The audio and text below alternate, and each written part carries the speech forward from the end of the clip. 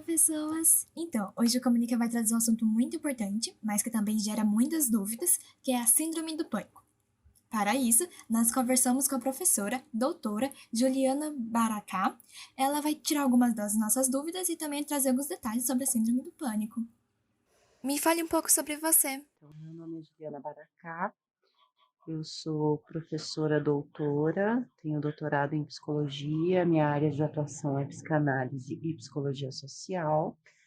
Eu sou professora temporária aí no curso de psicologia da UEM, né?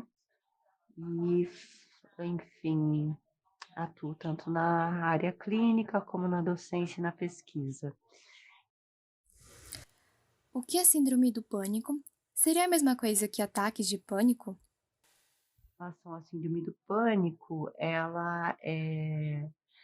a síndrome, ela são vários ataques de pânico que ocorrem com uma frequência maior, né? Um ataque de pânico, ele é caracterizado por sintomas físicos tais como vertigem, sensação de sufocamento, sensação de taquicardia, sudorese, pode haver sintomas gástricos, ânsia de vômito, diarreia, né, que são bastante relacionados ao nível de estresse elevado no sujeito, né? Então, a gente tem essas reações que são compatíveis com o estresse, né? Vai ter toda uma série de efeitos também neurofisiológicos que vai desencadear todos esses sintomas que podem ser apresentados de formas variadas em cada sujeito, né? Em alguns sujeitos vão ter mais alguns sintomas, vão ter outros sintomas, né?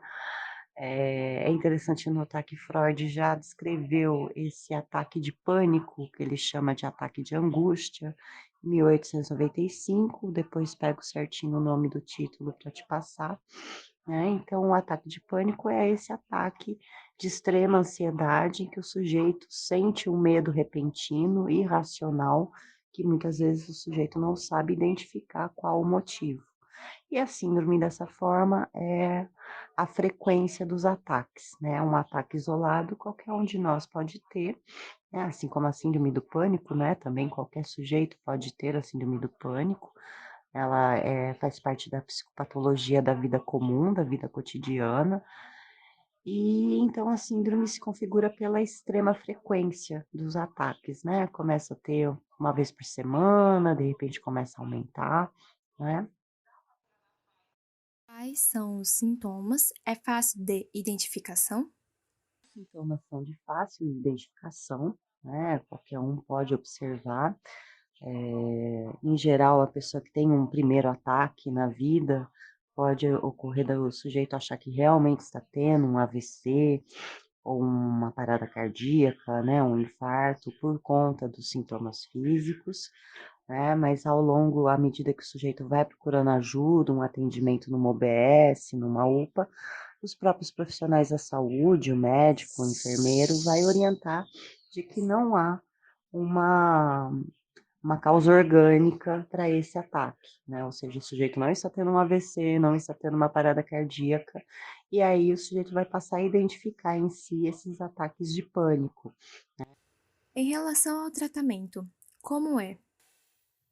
O tratamento mais indicado é uma associação do tratamento medicamentoso, que vai aliviar esses sintomas físicos com uma maior rapidez, mas também a psicoterapia, que vai favorecer com que o sujeito investigue os motivos pessoais, né? Porque são pessoais, cada um tem os motivos para desencadear um ataque de pânico, né? Não é uma motivação generalizada.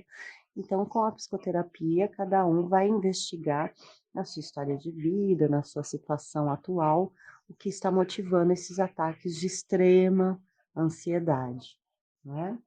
É óbvio que o tratamento psicoterápico ele não tem uma resposta tão rápida quanto o medicamentoso, mas ele continua sendo altamente recomendável porque os efeitos são mais duráveis, né? Apenas com a psicoterapia que o sujeito vai conseguir compreender o que está se passando com ele, enquanto que o remédio vai ter um efeito mais rápido, mas há também o risco do sujeito começar a lidar com o medicamento como uma espécie de muleta emocional.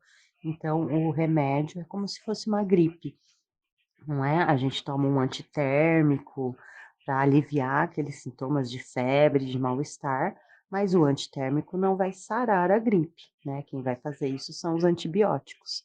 Então, a gente pode usar essa metáfora, né, de que os medicamentos nas síndromes do pânico funcionam como um antitérmico, que vai lidar ali com os sintomas mais diretos, os sintomas físicos, mas apenas a psicoterapia vai possibilitar favorecer com que esse sujeito realmente não tenha mais os ataques de pânico.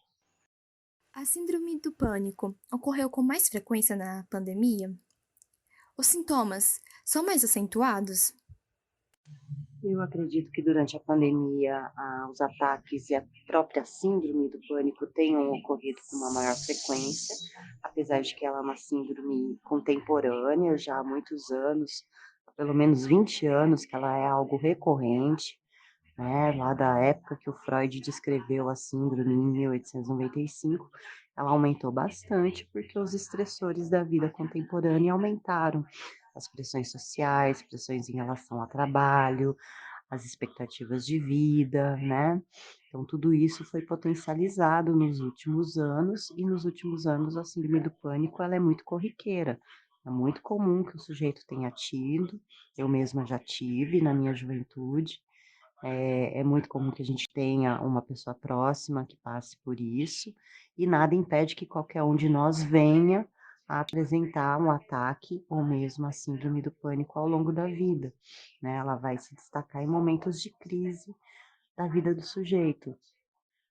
E com a pandemia, a necessidade do isolamento social, da adaptação ao que chamam de nova normalidade, a próprio estresse, né, relacionado ao medo dessa doença, né, uma doença que em cada organismo se desenvolve de uma maneira, né, por mais que os médicos, os cientistas indiquem, né, as pessoas com comorbidade, as pessoas na terceira idade como mais frágeis, na prática a gente vê que não existe uma regra fixa, né, há pessoas com comorbidades que pegaram a doença e sobreviveram, e outras sem comorbidade, sem estar na terceira idade, que pegaram a doença e foram a óbito, né? Então, isso é extremamente ansiogênico, é um vírus, por ser um vírus, é algo invisível, a gente não sabe localizar onde está, a gente não tem como identificar a pessoa que transmite, né? Então, são vários medos circulando nesse momento que com certeza potencializaram o surgimento da síndrome do pânico em várias pessoas. E com certeza os sintomas podem ser acentuados, sim, pessoas que já tiveram o pânico em outros momentos da vida podem ter voltado a ter, né? Enfim, isso vai muito da história de cada um. Agradeço a professora Juliana por ter tirado as nossas dúvidas e mostrado um pouco sobre o sofrimento psíquico, que muitas vezes nós não conhecemos os detalhes, e ainda por ter nos dado um panorama da sociedade. Então, pessoas, por hoje foi isso. Espero que também tenha tirado as dúvidas de vocês e qualquer coisa nos contate.